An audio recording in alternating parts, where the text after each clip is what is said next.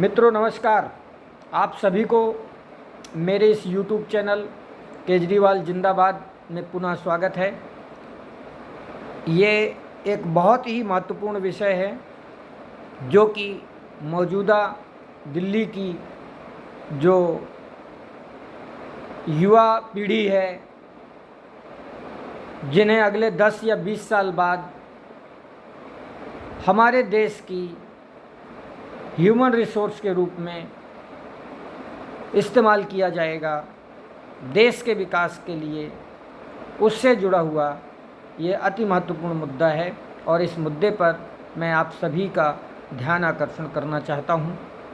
इसलिए अवश्य आप सब लोग इस वीडियो को अंत तक देखेंगे। दिल्ली में मौजूदा भारतीय जनता पार्टी की सरकार 100 करोड़ की लागत से 60 सीएम श्री स्कूल खोलने जा रही है। केंद्र की भारतीय जनता पार्टी सरकार ने पहले ही दिल्ली के सेंट्रल स्कूलों को प्रधानमंत्री श्री यानी पीएम श्री स्कूल का नाम दे दिया है। लिहाजा अब दिल्ली में 3 प्रकार के सरकारी स्कूल होंगे: पीएम श्री, सीएम श्री और अनाथ श्री। यानी पीएम श्री स्कूल देश के प्रधानमंत्री चलाएंगे और सीएम श्री स्कूल दिल्ली की मुख्यमंत्री रेखा गुप्ता जी चलाएंगी। पर इन दोनों स्कूलों के अलावा जो हजारों सरकारी स्कूल दिल्ली में पहले से मौजूदा चल रहे हैं, जिनमें लाखों बच्चे पढ़ते हैं, उन्हें कौन चलाएगा? उनका माई बाप कौन होगा?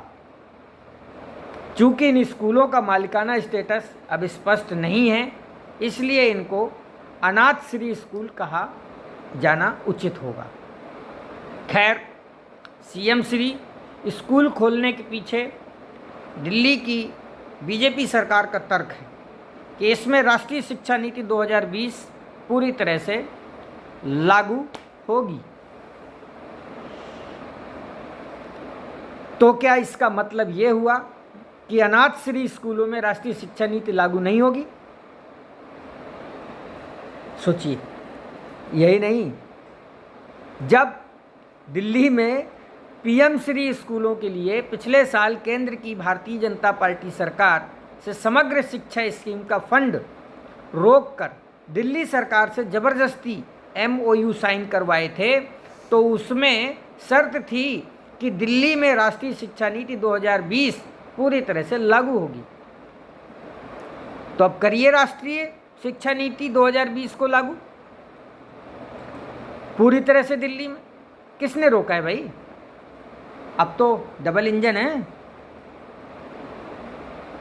क्यों? अभी भी सिर्फ पीएम श्री और सीएम श्री स्कूल विशेष रूप से बनाए जा रहे हैं, जिनमें राष्ट्रीय शिक्षा नीति 2020 लागू होगी। क्यों राष्ट्रीय शिक्षा नीति 2020 सभी स्कूलों में लागू नहीं हो सकती? अगर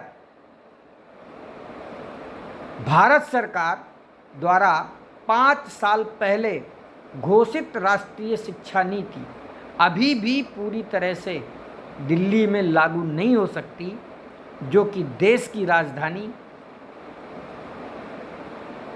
कहलाती है और जहां डबल इंजन की सरकार है, तो फिर क्या भविष्य है इस नीति का?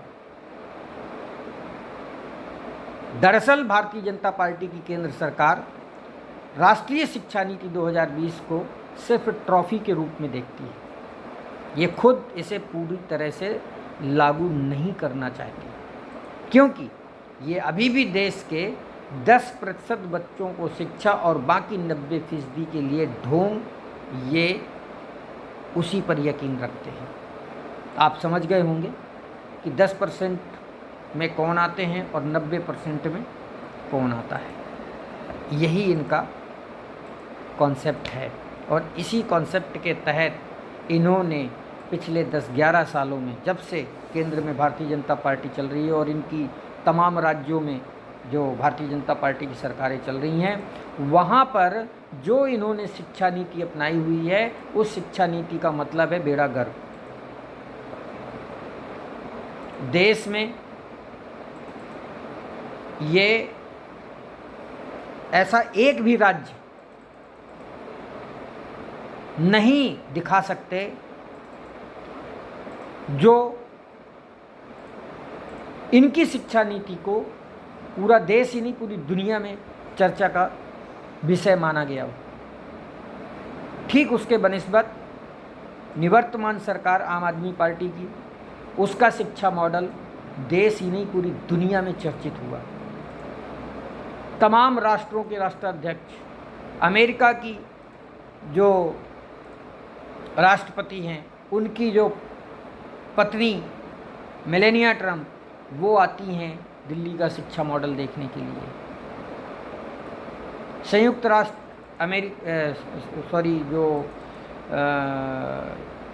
यूनियन, मतलब अलग अलग जो हमारे देश में जो राज्य हैं, उन राज्यों के शिक्षा मंत्री, शिक्षा विभाग के जो बड़े बड़े अधिकारी हैं, उन्होंने आकर के हमारे दिल्ली का जो एजुकेशन मॉडल था, जो केजरीवाल जी और मनीष सिसोदिया जी की अथाह मेहनत से तैयार किया गया, उस मॉडल को उन्होंने देखा, समझा, प्रशंसा की और वहाँ से अपने राज्य में जाकर के उस मॉडल को अपनाने की योजनाओं पर काम करना शुरू किया।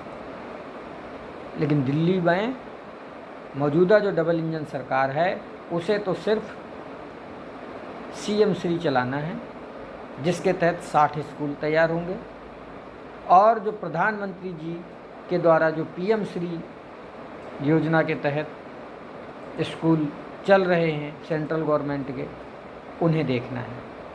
इसके अलावा जो हजारों स्कूल अनाथ श्री के नाम से चल रहे हैं, जिन्हें केजरीवाल जी की सरकार जाने के बाद अनाथ कर दिया जाएगा, उम्मीद है जिस प्रकार से इनके हरकतें हैं, उन हरकतों को देख करके अनाथ श्री कहना ही बेहतर होगा। अब देखते हैं आगे क्या होता है।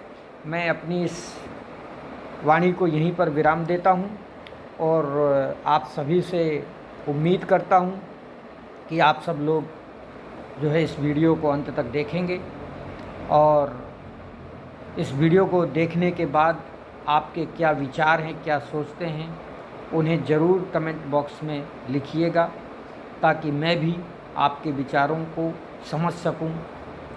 और अगर आपको लगता है कि आपकी जो रोज़मर्रा की जीवनचर्या, उस रोज़मर्रा की जीवनचर्या से जुड़ा कोई ऐसा सब्जेक्ट है जिस सब्जेक्ट पर मैं विशेष रूप से तथ्यात्मक वीडियो बना सकता हूं, तो उसका भी मुझे सुझाव भेजिएगा। उम्मीद है यह वीडियो विश्लेषण भी आपको बहुत अच्छा लगा होगा। भविष्य में ऐसे तमाम वीडियो में समय समय पर जब भी समय मिलेगा मैं बनाता रहूँगा, और आप सब मुझे इसी प्रकार से मेरा उत्साह बनाए रखिएगा। और ये उत्साह तभी बना रहेगा जब आप मेरे इस YouTube चैनल केजरीवाल जिंदाबाद को सब्सक्राइब करेंगे, और सब्सक्राइब करने के बाद जो उसके बगल में जो बेल आइकॉन होता है उसको पुश कर देंगे। इससे क्या है, आपके पास जैसे ही मैं यहाँ वीडियो डालूँगा वहाँ आपको नोटिफिकेशन जाएगा और आप तुरंत उस वीडियो को खोज के देख लेंगे। धन्यवाद। जय हिंद।